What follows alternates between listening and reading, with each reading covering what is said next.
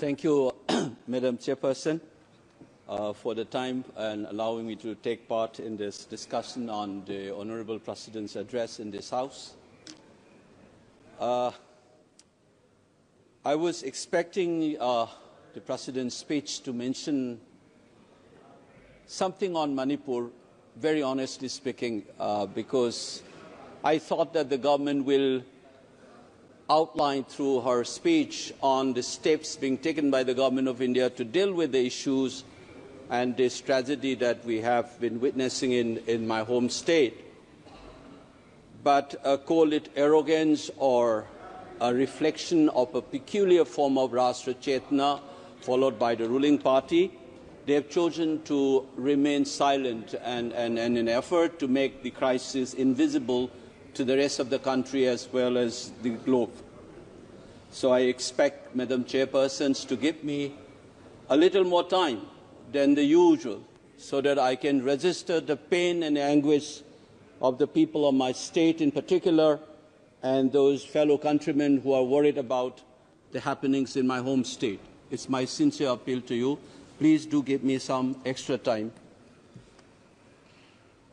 In our President's speech, it says that the government is trying to take along all these people, an inclusive and all-encompassing approach based on the principle enshrined in the Constitution. But the fact of the matter is, this government and their ideological moorings clearly does not believe in inclusive politics. I say this for one reason, not only for what has happened vis-à-vis with the Manipur crisis and the manner in which the Government of India have responded, but also generally the manner in which they have tinkered the constitutional principles and the manner in which they have imagined this nation to be.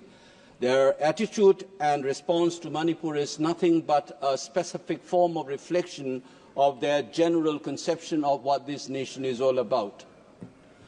Let me start with a particular tinkering that this government has done, which we don't see. Baba Sahib Ambedkar said we have this document now, but how we inject flesh and blood to the soul to this document is what matters through our practice. What has been happening since the last 10 years? Like all liberal constitutions, we have this beautiful phrase in our preamble called "We the people."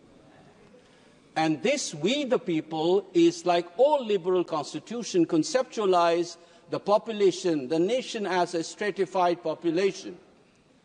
But this government is pushing for a kind of an imagination of a nation which is cultural and organic in nature.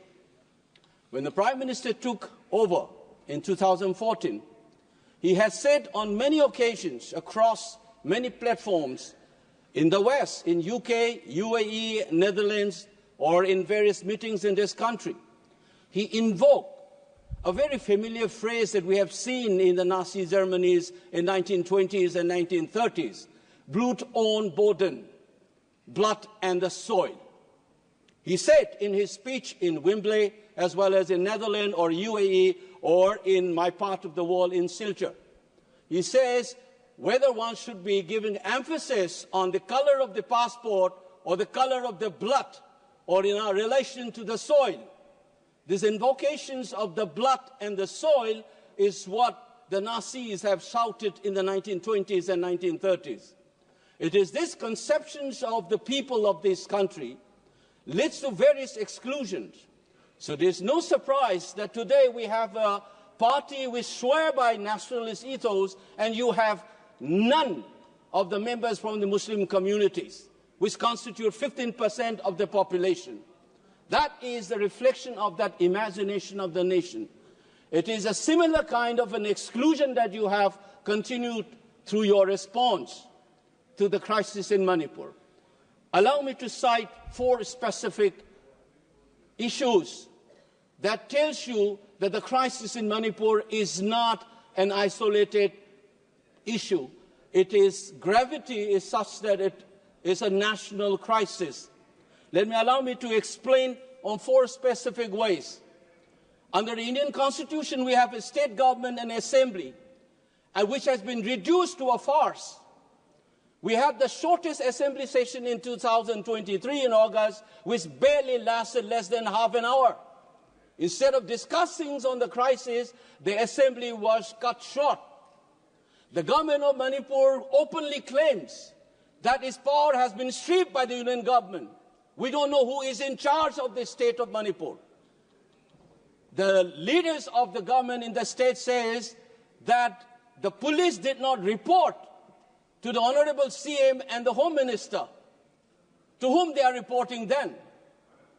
And the appointment of the big officials of law and order, such as the chairman of the Unified Command, which takes care of the security and law and order situation, coordinate various security agencies, has been removed and planted some ex-bureaucrat by the center.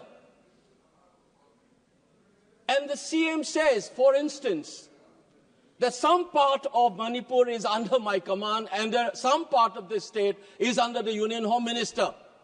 Can you imagine the Chief Minister of Maharashtra saying, Mumbai is under my control and the rest of Maharashtra is under the Union government? That is an illegal subversion of the constitutional mechanism and democracy in this country in the 75 years of our experience. That is the subversions that we have experienced. We don't realize this. The Chief Minister ordered something. The Central Security Forces refused to obey the order. And there are images where the Central Armed Forces stopped the Manipur police from responding to armed attacks on innocent villagers. This complete chaos is what we witnessed in the 75th year of the constitutions, on which we have given lectures and bhashans in this house as well. It is a reality that is happening in Manipur, but who cares? You have sent in 60,000 plus troops, and under whose command those are working? If Article 355 or 365 has been invoked, where is the written document? There's nothing of that kind. So it is an extra-constitutional subversion of the constitution of the country in a state called Manipur. Indian state has become nothing but a banana republic in the state of Manipur. Madam Chairperson, have you ever seen elected members being beaten up publicly in this country, and the country thinks that constitutional order is in order in Manipur?